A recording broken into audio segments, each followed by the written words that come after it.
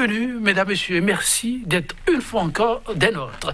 Du temps, le ministre de la Communication et de la Poste, Alain Orula, en aura singulièrement consacré ce mois de juillet finissant aux professionnels des médias. À eux, tapis rouge, dit-on, aura été dressé pour une tête-à-tête plus que souhaité par les parties prenantes. Formation des hommes de médias, liberté de presse, les récurrents problèmes auxquels la corporation est confrontée auront été tous presque passés au peigne fin. Dans une ambiance rapportant bon enfant. Aurons là, à cœur ouvert, avec les structures fertières des organes de presse, des perspectives heureuses en vue pour la presse béninoise. Il s'agit là du thème en débat ce jour. L'instant analyse, ce sera avec deux professionnels des médias. L'un ayant été témoin oculaire de l'une de la série d'audience. À ma gauche, sur ce plateau, Jospezo Anago. Journaliste analyste, il est le directeur de publication de la Dépêche, quotidien béninois d'information, d'analyse et d'investigation. Jospezo Anago, bonjour. Bonjour, confrère. Et merci pour la disponibilité. C'est un devoir. En face de vous, comme je l'annonçais, mesdames, messieurs, un autre confrère, oui, l'homme qui a eu, lui, l'occasion d'entendre de vive voix le ministre de tutelle et sans doute a pu échanger avec lui. En tout cas, si ce n'est pas le cas, il nous le dira. Marcel Zoumenou, c'est son nom. Marcel Zoumenou, bonjour. Bonjour, Joël. Et bonjour, téléspectateurs de Sika TV. Vous répondre à leur façon, journaliste, analyste. Il est l'assistant du directeur d'application de la Nouvelle Tribune, le quotidien qui manque toujours. Mais en tout cas, tout passe, et ça aussi passera sans doute. CNPA, UPMB, ODEM et même FADEM, à tout de rôle, ont eu à défiler au cabinet du ministre en charge de la communication. Une rencontre que beaucoup avaient longtemps souhaitée, mais qui a fini par se concrétiser. Quelques mois encore, ce sera la fin du quinquennat de l'actuel locataire du palais de la Marina. Jamais trop tard pour mieux faire, aura certifié le ministre en charge de la communication en personne. Alors avant d'aller dans le vif du sujet, les sempiternels problèmes de la corporation et comprendre un peu ce qu'on peut retenir de ce balai d'audience, je retourne vers vous, chers confrères. Alors, de la démarche Jospezo Anago, qu'est-ce que vous en dites ? Rien à dire, ça passe de commentaires. C'est une très bonne démarche, même si je concède qu'il n'est jamais tard pour bien faire, parce qu'il ne faut pas l'oublier, c'est depuis le 5 septembre 2019 qu'il a été nommé ministre, si je ne m'abuse, et donc cela fait 10 bons mois que le ministre est au poste, et il lui a plu finalement à 2 mois de la fin du quinquennat, de la rupture, de bien daigner recevoir les professionnels des médias qui sont de loin les premiers partenaires du ministre. Cela me paraît quand même assez bizarre qu'il ait passé tout ce temps, 10 bons mois, sans vraiment se pencher sur leurs problèmes. Mais, comme je l'ai dit en entame de cette émission, il n'est jamais tard pour bien faire. Alors, Marcel Zoumenou, votre regard par rapport à cette initiative? Je dirais presque la même chose que l'aîné Jospezo. En fait, c'est quelque chose qu'on devrait applaudir si c'était venu au bon moment. Et c'est vrai que le ministre a dit que c'est des rencontres qui sont faites avec ses partenaires sociaux. Et moi, je trouve cela très louable. Mais je pense que si quelqu'un devait le faire, c'est le ministre Rafi Toumourou, qui a été le premier ministre de la communication depuis l'avènement du président Patrice Talon. Parce que pour moi, ces genres de rencontres n'ont pas que l'aspect folklorique. Ils permettent de prendre le pouls, d'avoir une idée de comment cette corporation se porte et des problèmes auxquels elle est confrontée. Donc pour moi, je salue cette initiative, même si je pense comme mon confrère aîné que c'est venu un peu trop tard puisque nous sommes presque à la fin du quinquennat. Alors faire la promotion de la presse, mieux libéraliser totalement la presse béninoise. Promesse du président Talon, alors candidat. À l'arrivée, souligne noir sur blanc, RSF, le tableau est des plus médiocres. À quelques mois de la fin du quinquennat, Jospezo Anago, la grosse interrogation qui est revenue, Patrice Talon serait-il en train de s'atteler à se rattraper? Oui et non. Pourquoi? Parce que je me dis, chaque chose son temps. Et si c'est maintenant que le chef de l'État choisit, n'est-ce pas, de se pencher véritablement sur le problème qui est celui de... Les problèmes d'ailleurs qui sont ceux de notre corporation, je pense qu'il est un peu tard pour le faire parce que les problèmes se posaient au quotidien et déjà en campagne. Le candidat l'avait claironné. Il avait fait un listing, j'allais dire un chapelet de problèmes auxquels il devrait s'atteler dès qu'il va prendre pouvoir. Il a pris pouvoir. On en est là jusqu'à seulement quelques jours que le ministre en charge de nos préoccupations daigne bien nous recevoir, enfin recevoir les faits tirs. Je dis, si c'est maintenant que le chef de l'État choisit de le faire, j'ai l'impression qu'il est arrivé un peu tard dans ce milieu-là, parce que les problèmes n'ont pas manqué. Il y a eu une certaine déconfiture qu'on a notée, des journaux ont été fermés, des médias ont été fermés à tour de bras. Mais le chef de l'État était pourtant là. Le ministre, notre ministre de tutelle aussi était là. Et donc je me dis, est-ce que ce n'est pas peut-être un coup de parfum qu'on nous passe, on nous embaume pour nous endormir? Je suis fondé à le dire, dans la mesure où ces regards et ces voix autorisées, ces oreilles autorisées étaient là, ces yeux autorisés étaient là, qui voyaient ce que vivaient les médias. Et donc, le chef d'État était là. Quand on a vu le premier rapport, le rapport précédent de Reporters sans frontières, le dernier rapport de Reporters sans frontières était pourtant là. Mais qu'est-ce que nos autorités ont pu faire? Qu'est-ce qu'ils ont engagé pour corriger cette situation? Non, on a vu des médias fermés. Et donc, moi, tout bonnement, je me dis, les médias n'ont pas fermé d'eux-mêmes, par récession ou par autre problème économique. Les médias ont fermé du fait des institutions qui sont chargées précisément de protéger et d'accompagner la profession. Donc là, je trouve que franchement, de tous les gouvernements que j'ai connus, je suis désolé de le dire, c'est le seul, ma foi, qui a été aussi entre griffes, bourreau pour la corporation. En tout cas, le gouvernement bourreau pour la corporation, Maître Alain Orona, lui qui connaît, on peut le dire, la presse béninoise, qui l'a côtoyé, qui sait, en tout cas, les mots manqueront pour qualifier ses rapports avec la presse, alors qu'il n'était pas à ce poste, sur la question de la situation de la presse, vue sous l'angle de la liberté. Monsieur Marcel Zoumenon, l'homme se désole de la question de bâillonnement. Pour lui, le gouvernement n'en est non plus fier et il est question désormais de travailler à ce que l'on ne vive plus de telles situations. Alors, quand de ces engagements sont pris par une autorité de ce rang, dont le parcours n'est plus à rappeler, est-ce qu'on peut commencer par se frotter les mains? Vous qui avez eu en plus l'occasion de le rencontrer. Se frotter les mains, oui. Je crois que l'homme qui a parlé, au-delà du ministre, son titre de ministre de la Communication, c'est un homme politique. Et effectivement, j'ai eu l'occasion d'être dans la délégation de l'ODEM qu'il a rencontré hier. Le discours que le ministre a tenu et que je crois qu'il a tenu aux autres organisations professionnelles et aux organisations fêtières, c'est à peu près ce discours, un très beau discours, le discours qui consiste à dire bon, nous sommes très soucieux de la liberté de presse et nous ne sommes pas responsables des médias qui ont des difficultés. J'ai entendu même dire que le chef d'État beaucoup plus n'a jamais demandé à ce qu'un organe soit fermé. Tout ce qu'il a toujours souhaité, c'est que les gens puissent faire leur travail en toute profession, en bon professionnel. Et il y a un groupe de mots qui est revenu plusieurs fois dans le discours du ministre, une presse de qualité. Alors, moi, je ne crois pas que ça soit ce genre de discours soit un discours sincère. Comment ça? Vous savez, d'abord je voudrais signaler ici que je n'interviens pas ici en tant que secrétaire général. C'est à raison, je ne vous ai pas présenté en tant que secrétaire. En tant que, je crois que les problèmes que la presse béninoise a sont des problèmes qui ne datent pas d'aujourd'hui. Et je pense que le gouvernement et le chef d'État sont bien au courant de ces problèmes.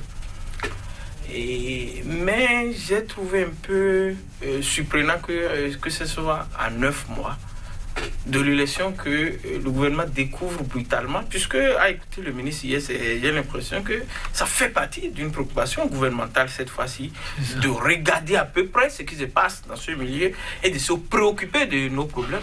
On n'a pas eu cette impression pendant 4 années et quelques mois. On a eu l'impression d'être les parents pauvres. Et pourtant, je peux vous dire que la presse a énormément contribué à l'alternance qui a eu lieu dans notre pays en 2016. Et donc, pour moi, ça ne me paraît pas un discours sincère. Vous savez, les journalistes, comme les médecins, comme les devins,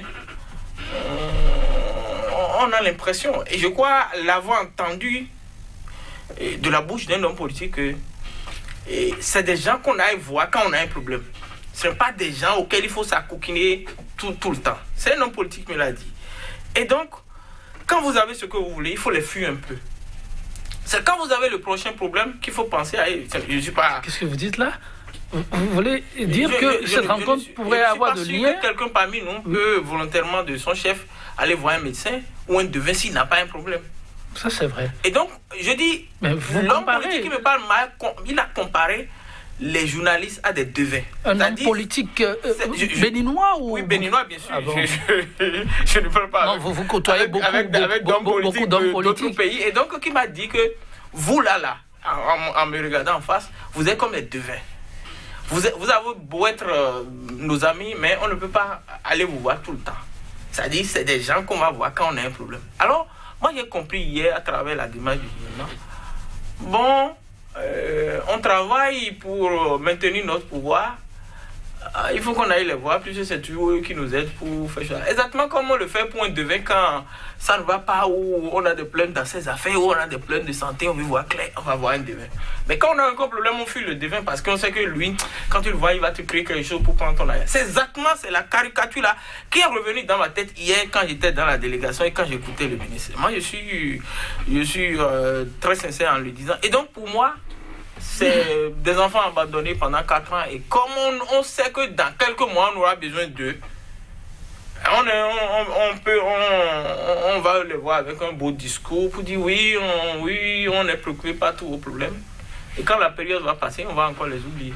Je crois que les journalistes, au-delà de tout, c'est des gens qui ont étudié, qui ont appris un métier et qui exercent une profession. Et donc, les traiter de cette manière, c'est pour moi, à la limite, une injure. Et moi, je suis... On est en analyse et c'est vrai, vous étiez d'une délégation, vous avez suivi. La communication n'est pas que verbale, elle est gestuelle. Vous avez vu, entendu, comparé, vous tirez votre analyse de ces faits-là. Mais Jos Pezo Anago, lorsque l'on connaît l'homme dont il est question aujourd'hui, ministre de tutelle, des hommes de médias, qui a vu, côtoyé et vécu le quotidien des hommes et de médias, on peut le dire sans se tromper, est-ce que l'on peut se permettre d'aller sur une analyse comme celle évoquée par votre vis-à-vis? Bon, au risque de vous décevoir, chers confrères, je dirais on peut s'attendre à pire avec un politique. Bon, nous l'aimons bien, quoi qu'on dise, Maître Koronla. C'est un ami, il demeure encore un ami des professionnels des médias, un ami des médias. Et je ne révèle aucun secret en disant qu'il est familier, par exemple, sur ce plateau de SICA. Et donc, je sais pas moi qui pose la question sur ce plateau, bien entendu, mais je voudrais m'interroger et dire, bon, depuis qu'il a été fait ministre ou a été nommé ministre, est-il déjà passé une seule fois vous dire bonjour ici? Ça se fait ailleurs, ça s'est fait. On a vu des ministres passer, et ça s'est fait. Donc, vous voyez, il y a une sorte de scission que l'homme a provoquée volontairement avec ses amis d'hier. Non. Et cela devrait renseigner suffisamment de ce qui attend la profession avec à la manette des personnages qui sont beaucoup plus imbus de leurs responsabilités présentes. Le passé, c'est déjà gommé, l'avenir, on verra après. Bon, je partage un tout petit peu la caricature de mon confrère. D'ailleurs, je partage la caricature à un niveau donné, et je voudrais nuancer pour dire, c'est vrai, au-delà du devin, que moi je voudrais voir sur l'aspect communicationnel. Parce que là, quand on veut faire de la communication, on est forcément obligé d'aller voir ces spécialistes-là. Lorsque ça ne va pas et qu'ils doivent le dire, c'est encore eux. On a vu des gens apporter, parce qu'en fait, nous autres, on fait de l'investigation, certes, nous recevons des dossiers, nous recevons un certain nombre d'informations de ces hommes politiques, de ces acteurs de la société civile aussi, qui viennent nous voir un peu. Écoutez, nous dénonçons telle chose, nous dénonçons ceci, parce que les journalistes n'inventent rien. Alors, à partir de cet instant, on vient nous voir, parce qu'il faut rectifier, parce que les fonctions essentielles de la presse sont là, on les connaît.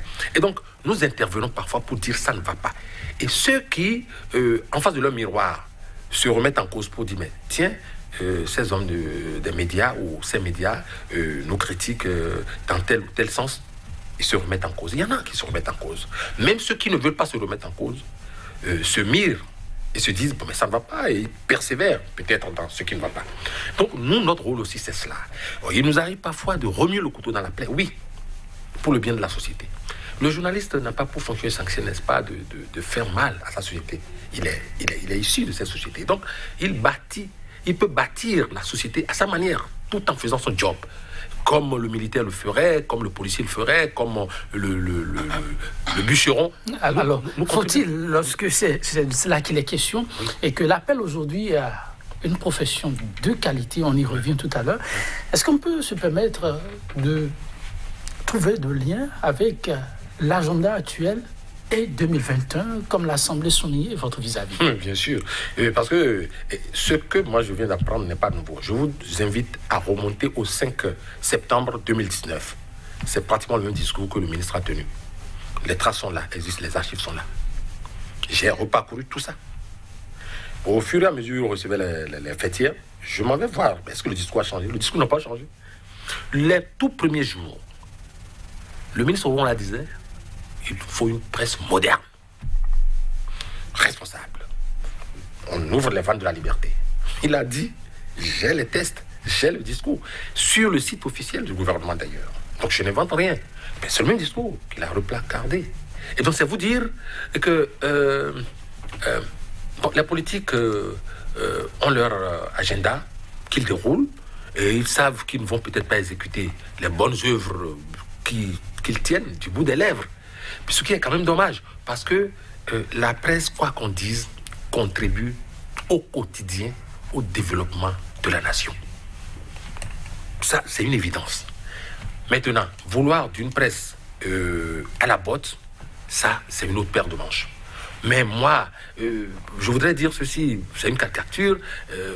Du temps de nos rois, de nos monarques, il y avait ce qu'on appelait les fous du roi. Mais les vrais fous du roi, ce ne sont pas ceux qui chantent les louanges du roi. C'est ceux qui ont le courage de regarder le roi en face pour lui dire mais qu'il est mal habillé, sa toge n'est pas bien placée et tout.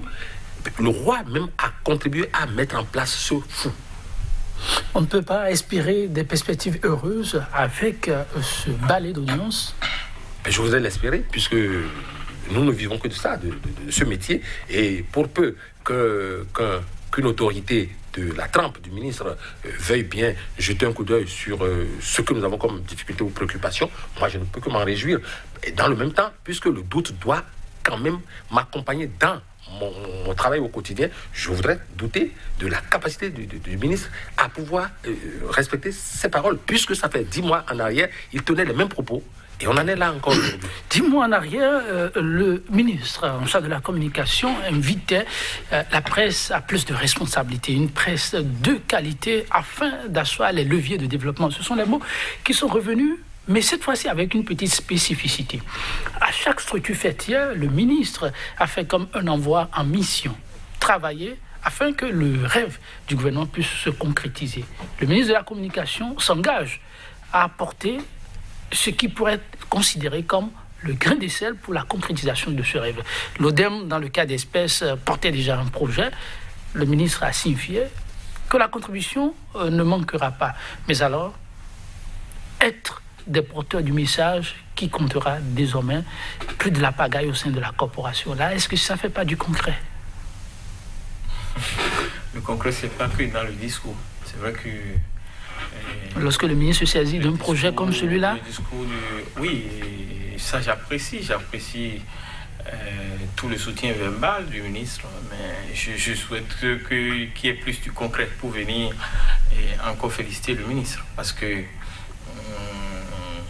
par le passé, on a entendu des ministres dire des choses plus mirobolantes que cela, mais aucune de ces choses n'a été mise en application. Moi, je souhaite quand même que le ministre puisse, au-delà du discours, poser les premiers actes pour qu'on puisse voir. Ça, c'est le premier aspect. Le deuxième aspect, c'est que les problèmes de la corporation, comme on l'a dit tout à l'heure, l'aîné, sont en partie liés à la politique mise en place par le gouvernement, et en tout cas l'actuel gouvernement. Vous devez comprendre que depuis 2016, il y a plus de médias qui ont fermé. Et ça, c'est des décisions du gouvernement, de la HAC et d'un ensemble d'autres structures. Donc, je pense que il y a, au-delà du discours, des actes forts que le gouvernement doit poser pour rassurer les partenaires sociaux, comme l'a dit le ministre. Les actes forts, c'est de revenir sur tous ces médias qu'on a mis volontairement en situation de crise aujourd'hui. Des médias en situation de crise. Oui, je parle de Soleil FM, de Nouvelle Tribune et de tous les autres médias, tout ça là.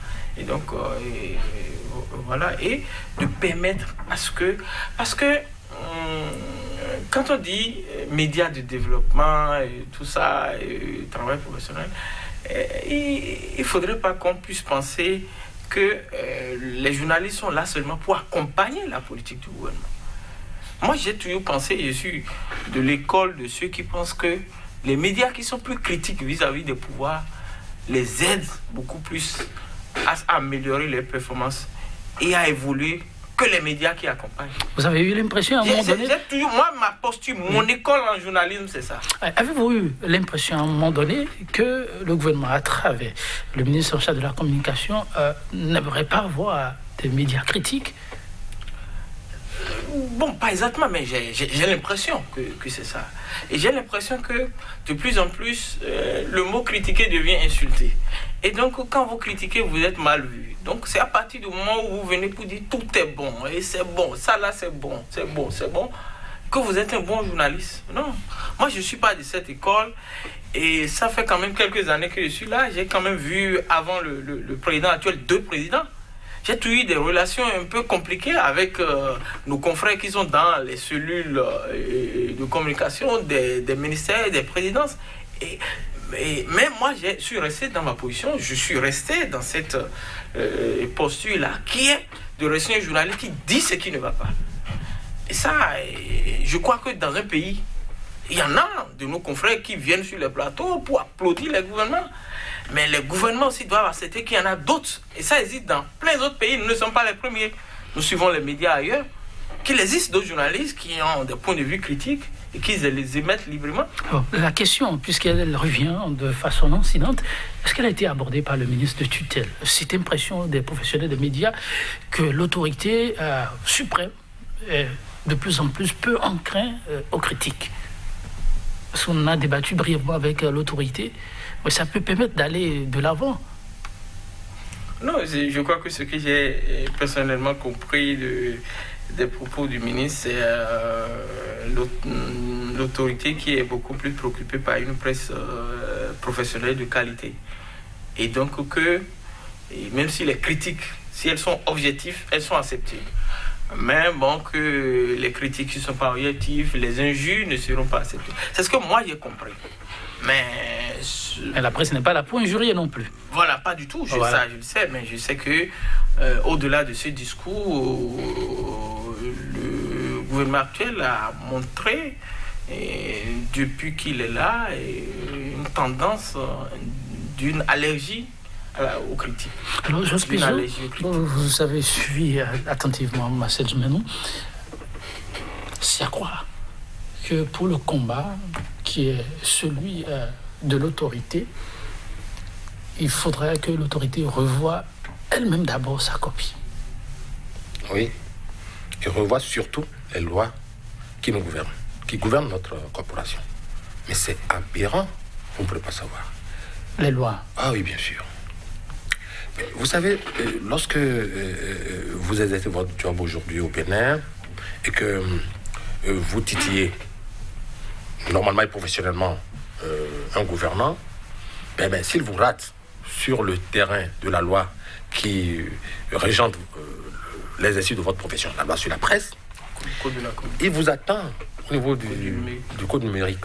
Il ne vous ratera pas. C'est comme une façon de lire la Bible selon l'humeur du moment. Et donc, ça, on ne le doit pas aux anciens gouvernements. On doit cette situation à ce gouvernement. Alors, pour le travail d'assainissement qui s'annonce avec le ministre Alain Roula, il va falloir revoir cette disposition. C'est une évidence aujourd'hui, ça crie partout, de l'intérieur comme de l'extérieur du Bénin, que cette loi est inique. Ça ne va pas. C'est-à-dire, on l'a fait exprès pour contraindre les journalistes à rester à l'étroit. Et ce n'est pas bien. Ça n'est même pas bien pour ceux qui nous gouvernent, parce que lorsqu'on ne permet pas aux journalistes d'exercer convenablement son travail, je ne voudrais pas revenir sur des épisodes malheureux, mais je dis, chaque jour, lorsque vous êtes en face de la réalité de l'exercice de votre profession, vous vous demandez, est-ce que ce que je suis en train de faire ne sera pas vu comme étant déplacé de son contexte et me projeter devant le prétoire. Et donc, on se pose mille et une questions. Pas parce qu'on est seulement prudent, mais à la limite, on se fait de l'autocensure parce qu'on a peur de se retrouver devant la justice par des lois et des tests qui nous renvoient à des années en arrière. Parce qu'en fait, on est aujourd'hui dans un monde moderne, un monde numérique, un monde globalisé. Ce n'est plus bien de compter avec ce genre de dispositions. Et ça, c'est une réalité. Et ça, on retrouve ça au Bénin. Des pays qui sont autour de nous sont déjà très loin. On dit qu'il n'y a pas de peine privative de liberté. Écoutez, ça se voit tous les jours. Des journalistes sont allés au-devant de la criette. Des journalistes sont allés en prison, qui ont copé de peines inimaginables pour avoir fait le job. Pourtant, les règles disent qu'on ne peut pas emprisonner un journaliste parce qu'il a fait son job. Mais alors, on est dans quel monde? C'est au Bénin que ça se passe. Et donc, est-ce que le ministre observe tout ça? Le chef de l'État est au courant, on ne me dira pas le contraire, parce qu'il est intervenu presque de façon indirecte sur ce sujet-là. Donc, c'est dire qu'on a créé un environnement qui, aujourd'hui, nous engonce, et nous étrangle. Mais dire qu'on promet que désormais, on aura une presse moderne et tout. La presse moderne, c'est une presse qui peut éditer en ligne sans histoire. Mais voilà encore que des institutions de la République qui sont chargées d'accompagner cette presse pour pouvoir normalement éditer en ligne, déjà mettre un frein à ce processus et demande à ce que tout soit arrêté. Ça, c'est une première au Bénin. Ce n'est que nous qui inventons. On a un laboratoire extraordinaire. Et donc, moi, je trouve que c'est hallucinant qu'on en est là et que les politiques tiennent de ces genres de langue de bois. Parce qu'il faut d'abord qu'on dise ce qui ne va pas. Que le ministre reconnaisse que ça ne va pas du tout. Ce n'est pas la faute seulement aux professionnels des médias. Il y en a qui sont de vrais professionnels qui ne demandent qu'à faire le job. On les en empêche. Revoir un certain nombre de dispositions. Vous interpellez là le code du numérique. Mais là, est-ce que les professionnels ne vont pas attendre encore longtemps? En tout cas, le président de l'ODEM, à sa sortie d'audience, a confié à la presse ce qui suit, je lis. Nous avons eu à présenter au ministre en charge de la communication un projet intitulé ODEM pour l'utilisation responsable des médias sociaux au Bénin. Il nous a encouragés et nous a ensuite invités à contribuer, je cite, à travers le dit projet à la vulgarisation du livre 6e, chapitre 9 du Code du numérique en République du Bénin. Fin de citation. Marcel Zoumenou, la route dans la pratique sera-t-elle encore plus longue qu'inespérée? Oui, la route sera longue. Et puisque nous sommes dans une saison de remise en cause de tout ce qui, pendant des années, ont été des acquis pour nous. Par exemple, l'emprisonnement d'un journaliste, le non-emprisonnement d'un journaliste a été un acquis. On a dû lutter, en tout cas pas nous autres, nos aînés ont dû lutter pour l'avoir. En tout cas, plus de peine privative de liberté pour les journalistes. Et plein de choses. Vous savez qu'aujourd'hui, que depuis un certain nombre d'années, en tout cas depuis le président Kékou, le gouvernement donne un appui de 300 millions à la presse, passé en temps à 350 millions. Je crois que toutes ces choses sont aujourd'hui sont en train d'être remises en cause d'une manière ou d'une autre. Parce que si nous voulons avoir une presse de qualité, comme le souhaite le chef d'État, il n'y a jamais de presse de qualité sans qu'elle ne soit totalement libre. Forcément. Totalement libre, oui. Vous ne pouvez pas avoir la qualité. Le journaliste doit entrer dans ce studio en ayant peur que quand il va critiquer, des policiers peuvent l'attendre à la sortie pour le prendre, ou bien aller le prendre sur son lit. Je crois qu'il ne sera pas à l'aise pour faire un travail professionnel. Ça, il faut que ce discours parvienne au chef de l'État. Je ne sais pas s'il y a un autre discours qui nous parvient, mais moi, ça, c'est mon discours. Ça, c'est le premier point. Deuxième chose, c'est qu'il faut que l'État lui-même crée les conditions pour les entreprises de presse pour respirer financièrement. Puisqu'il faut que ces messieurs puissent gagner, vivre de leur métier. C'est des gens qui sont pères de famille, il faut qu'ils puissent vivre de leur métier. S'ils vivent de leur métier et qu'ils n'ont pas l'emprise des institutions qui devraient les protéger, qui deviennent brutalement des institutions bourreaux, je parle de la HAC, qui est sortie de son rôle constitutionnel de protéger la presse pour être le bourreau. Si nous n'avons pas, et ces institutions reviennent à leur mission première, je crois que nous aurons une plaie de gaillard. C'est pas les choses qu'on peut faire pour changer, c'est là, c'est connu. C'est connu. Je dis, agissons sur ces deux leviers et nous allons voir le changement. La respiration financière des entreprises de presse et la liberté. Et je voudrais nuancer, quand on dit liberté, cela ne veut pas dire que les gens sont libres de faire tout ce qu'ils veulent. Nos tests sont là, le code de déontologie est là, le code de l'information et de la communication. Les journalistes qui vont enfreindre aux dispositions de ces deux tests seront punis. Pourquoi vous oubliez le numérique? Le numérique, normalement, et le ministre l'a répété hier fort heureusement, que il a répété que ce n'était pas un document qui devait être appliqué à la presse, normalement. Et quel engagement a-t-il pris par la suite? Non, il a dit que c'est la justice.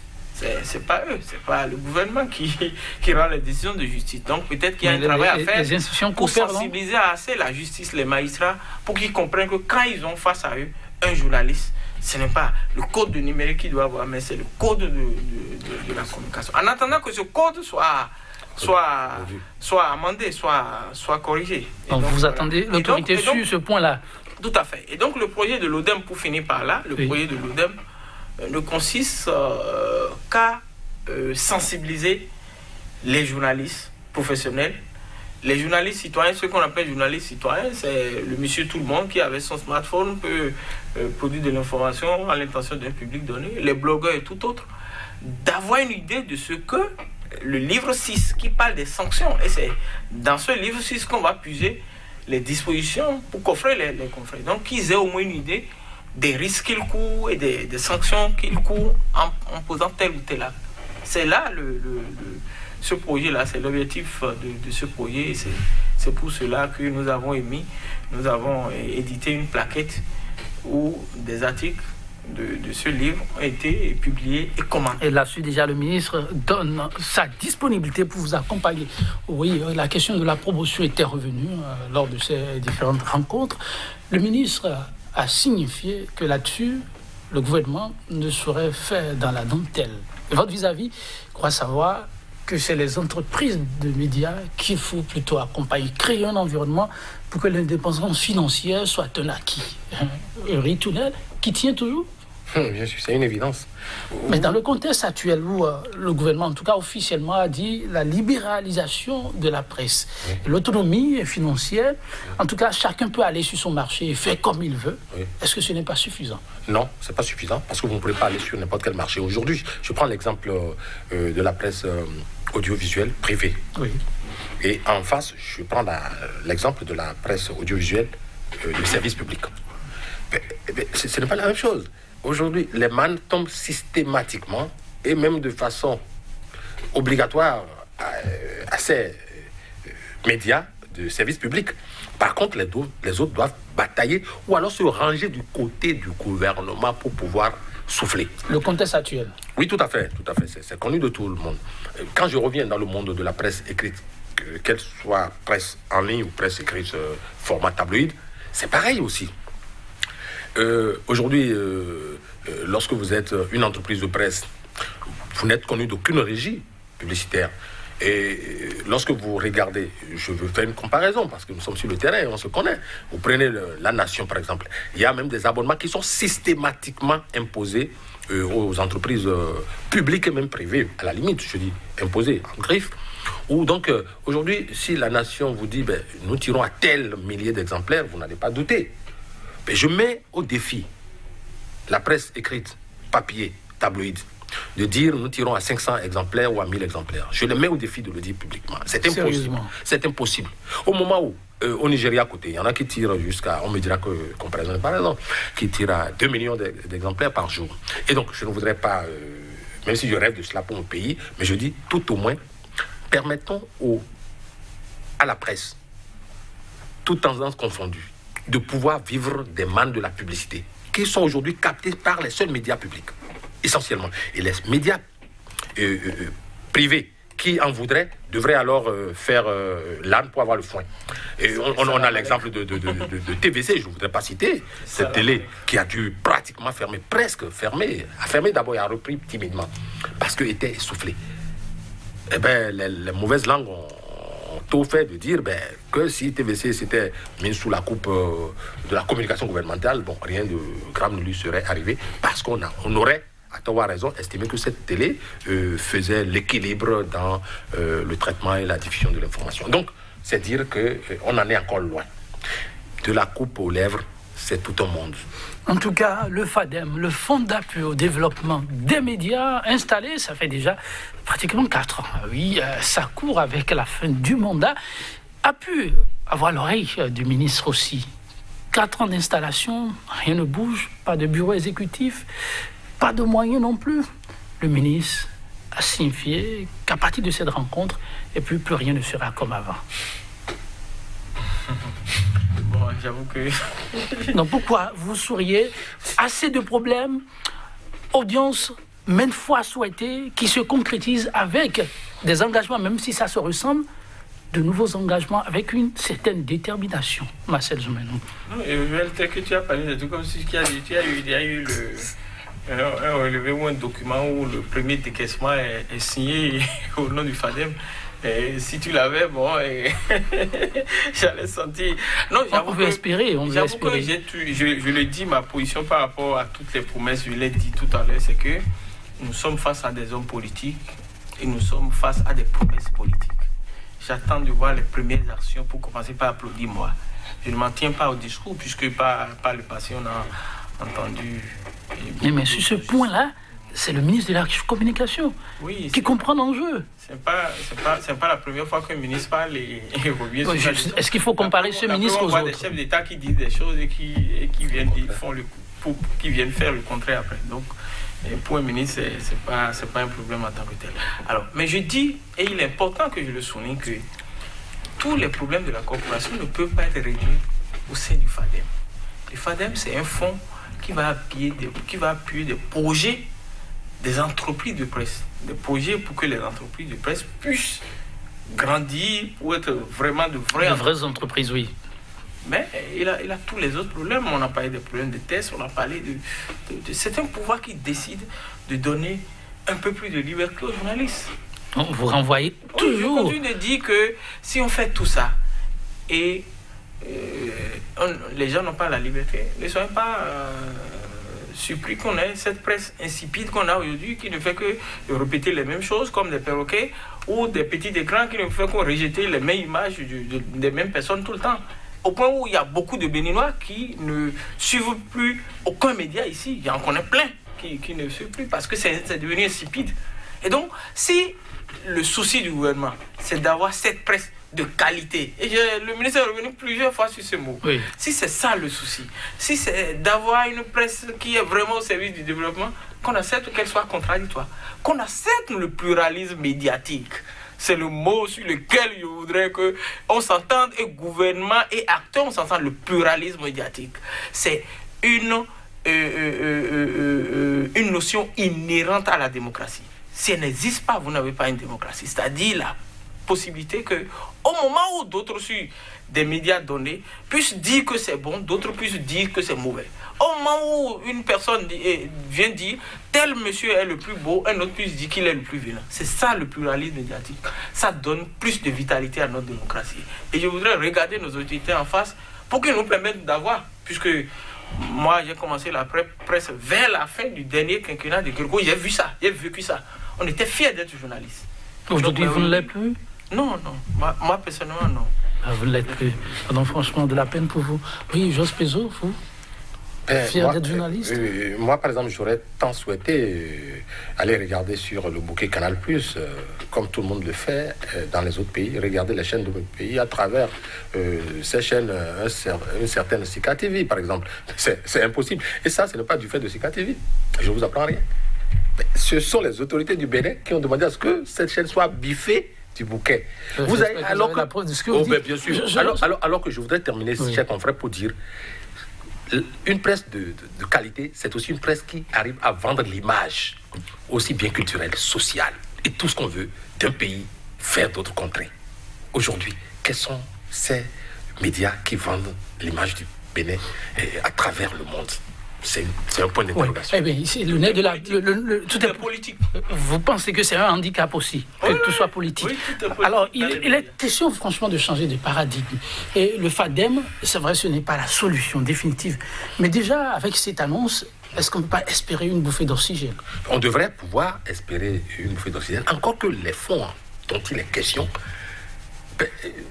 C'est un véritable mélange, chers confrères. Si vous devez conclure? Je voudrais conclure pour dire, c'est vrai que quelque part, il y a eu 1 milliard culturel et que les acteurs culturels ont trouvé même peu. Il n'y aura pas le demi-milliard pour la presse, tout au moins, parce que la presse est un acteur potentiel et important du développement local. Et je voudrais prier les autorités pour dire, à l'image de ce que mon confrère a dépeint tout à l'heure, donnez-nous la liberté et donnez-nous les moyens de démontrer de quoi nous sommes capables. Elles sont à l'écoute, elles qui veulent le meilleur pour le 4e pouvoir. Marcel Zoumenou, vous concluez en disant... Je voudrais revenir sur ce plateau s'il y a un thème similaire que dans quelques mois, avec des informations en disant et en étant fier de dire que Nouvelle Tribune a repris, que Soleil FM a repris, que quoi d'autre, qu'il n'y a plus de journalistes menacés devant les tribunaux, devant la...